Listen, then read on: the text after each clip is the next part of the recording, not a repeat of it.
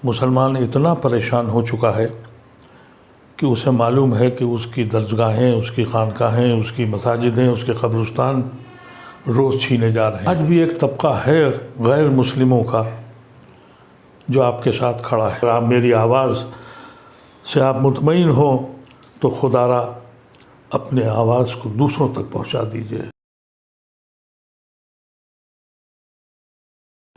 मेरे अज़ीज़ साथियों, आज मैं आपसे गुफ्तगू एक बहुत अहम मौजू पर करना चाहता हूँ। 2024 का इलेक्शन जो है, ये हिंदुस्तान की तारीख़ का सबसे अहम और सबसे मुश्किल इलेक्शन होने जा रहा है। 1952 के इलेक्शन के बाद मैं समझता हूँ ये 24 का इलेक्शन है जो इस हिंदुस्तान की तारीख़ लिखेगा। 1947 में जब ये मुल्क बटा, उस वक्त कुछ लोग इस मुल्क को छोड़ के चले गए और काफ़ी बड़ी तादाद उसने गांधी की आवाज़ पर, मौलाना आज़ाद और नेहरू और उस वक्त के काबरीन की आवाज़ पर अपनी किश्तियाँ जला दी, एक जिना को ठुकरा दिया और ये फ़ैसला हुआ। जो कैफियत 1947 में मुसलमानों की थी, आज 2024 में हम वहीं खड़े हैं। उस वक्त के काबरीन ने एक राय दी कि भाई तुम यहाँ आके रहो, हम साझी विरासत में रहेंगे। सन 52 का जो पहला इलेक्शन हुआ, नेहरू ने रेफरेंडम लिया कि इस मुल्क में सेकुलर हुकूमत रहेगी या हिंदू स्टेट बनेगी। उस वक्त की आवाम ने यह फ़ैसला किया और हिंदुस्तान के मुसलमानों को भी मसर्रत हुई कि उनका फ़ैसला सही था। हम मुसलमानों ने चाँद और सितारों की तमन्ना नहीं की थी, हमने सिर्फ यही चाहा था कि हम इज़्ज़त के साथ अपने भाइयों के साथ रहें। पिछले 10 साल से जो कुछ हो रहा है, उससे इस मुल्क का किसान हो, मज़दूर हो और कारीगर हो, हर तबका फ़िक्रमंद और परेशान है। और बिलख़ुसूस मुसलमानों के लिए अब फ़ैसला करना है कि उनकी ज़िंदगी कैसे गुज़रेगी। आपको इसमें एक हक़ाइक़ बताना चाहता हूँ। हमारी बर्बादी के बायस में हम खुद शरीक हैं। अगर आप हिंदुस्तान के तज़किया करिए तो 84 पार्लियामेंट्री सीटें ऐसी हैं जहां मुसलमान जिता सकता है या हरा सकता है।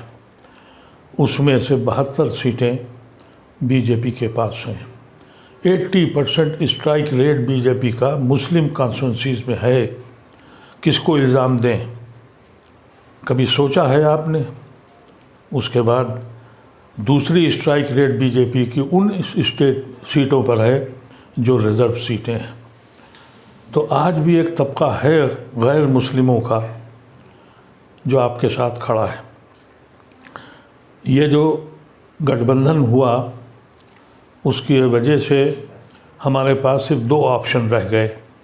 एक ऑप्शन ये है कि अगर हमें इस मुल्क को बचाना है और इस मुल्क से हमारा ताल्लुक़ यहाँ के आइन और संविधान से है, एक तबका खड़ा हुआ है कि हम संविधान बना बचाएंगे और दूसरा तबका ये कहता है कि हम संविधान बदलेंगे। इसमें हमारा क्या रोल है, इसको सोचने की ज़रूरत है। आजकल तरह तरीक़े की चीज़ें आ रही हैं।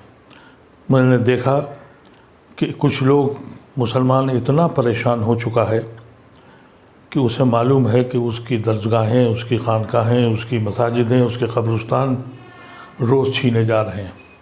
यहाँ तक कि कोर्ट अब ये भी कह रहा है कि आप मदरसा बंद कर दीजिए, सेकुलर मुल्क है और ये ऐसा सेकुलर मुल्क है जहाँ पार्लियामेंट का इफ्तिताह होता है तो हवन किया जाता है। यहाँ शिव मंदिर जितने हैं वहाँ पढ़ाई की जाती है। जब ये हालात हो जाएं, फिर भी हम नहीं जाग रहे हैं। मैं आपसे गुजारिश करता हूँ कि अगर आप इस वक्त भी बहक गए, क्योंकि बहकने वाले लोग हैं, अभी बहुत से वाया मीडिया पॉलिटिकल पार्टीज़ ने निकाले हैं। उनकी सहयोगियों के साथ जुड़ने जा रहे हैं। कहते हैं कि ये फला सहयोगी जो है उसके साथ हम जा रहे हैं, यानी मुस्लिम वोट को बांटने जा रहे हैं। ये बात कब आपकी समझ में आएगी कि वो इलाके जहां आप जिता सकते हैं और हरा सकते हैं। और 4 जून को इस मुल्क का फ़ैसला होगा और आपके मुस्तकबिल का फ़ैसला होगा। मैं आपसे मुतब्बिनाना ख्वाहिश करता हूँ, सोचना शुरू कीजिए। कभी सोचिए आप कि हम गुनहगार हैं या नहीं हैं, हम कहाँ खड़े हैं।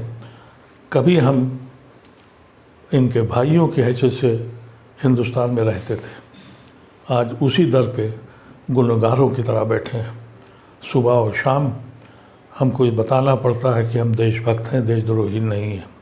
इतना सब होने के बाद भी मुसलमान सोच नहीं पा रहा है। और कुछ लोग हैं जो कहते हैं कि हम पासबंदा हैं और फलाना अशराफ है।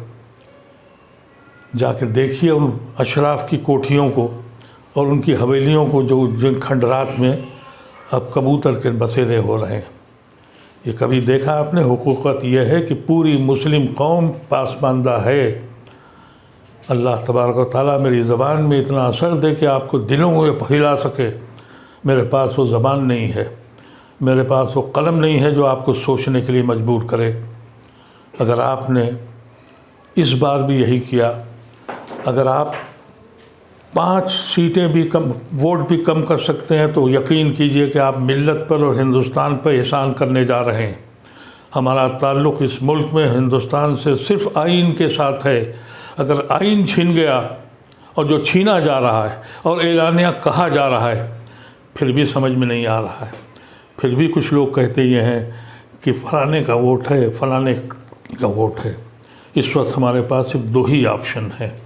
एक ऑप्शन ये है कि हम उन लोगों के साथ जाएं जिन्होंने आइन को बचाने की कोशिश की है, और उन लोगों की मुखालफत करें जिन्होंने हमें धोखा दिया है और जिन्होंने अपने मकसद के तहत जाके एनडीए के साथ गए हैं। इन लोगों को ख़ास तौर से आप अंदाज़ा कर लें कि इनके ख़िलाफ़ आप मुत्तहिद हो जाएं। अगर आप अपनी 84 सीटों में से 50 और 60 सीटें भी कम कर सकते हैं, तो ये मुल्क भी बच जाएगा और आप भी बच जाएंगे। अगर आपकी बात मेरी समझ में आ जाए तो खुदारा अपने साथियों से कहिए, उन तक पैगाम पहुँचाइए। यकीन कीजिए कि अगर आपने 5 वोट भी कम कर दिए तो ये कार खैर है, हमारा मुल्क बच जाएगा। मेरा दीन भी कहता है कि जालिमों के हाथ रोको, तलवारों से अब नहीं रोक सकते, वोट से रोक सकते हैं। एक जालिम जिन्होंने इस मुल्क को, ज़मीन को जहन्नुम बना दिया, और हम अपने घरों पर बैठे हुए हैं। अब बैठने की ज़रूरत नहीं है। अब सिर्फ ये फ़ैसला कीजिए, कोई हो, अगर ये जीत गए तो जो लोग आपके साथ हैं ये भी हमको किस्मत के हवाले करके छोड़ जाएंगे। कितने छोड़ गए, कुछ तो दौलत की लालच में, कुछ खौफ की लालच में।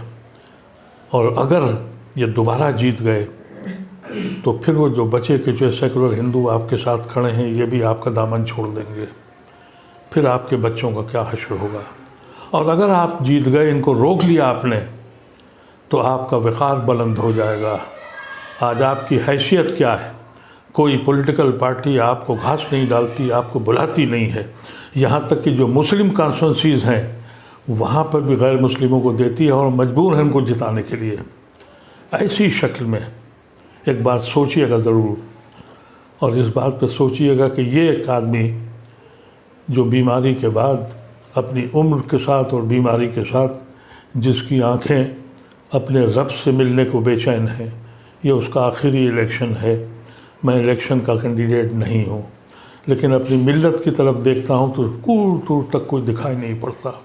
सारे इख्तलाफात छोड़ दीजिए, सारी जमातें छोड़ दीजिए, अशराफ व पासमानदा छोड़ दीजिए। सिर्फ़ एक फ़ैसला कीजिए कि इस मुल्क के कानून को, इस मुल्क के आइन को बचा लीजिए। हमारे बुज़ुर्गों ने इसी आइन की रोशनी में हमने अपने मुल्क को, एक मुस्लिम मुल्क को छोड़ दिया था। इतना सोचना ज़रूरी है। बहुत बहुत शुक्रिया। अगर आप मेरी आवाज़ से आप मुतमईन हो तो खुदारा अपने आवाज़ को दूसरों तक पहुंचा दीजिए और इस पर सोचिएगा, सोचिए और फ़िक्र कीजिए और अमल कीजिए। बहुत बहुत शुक्रिया।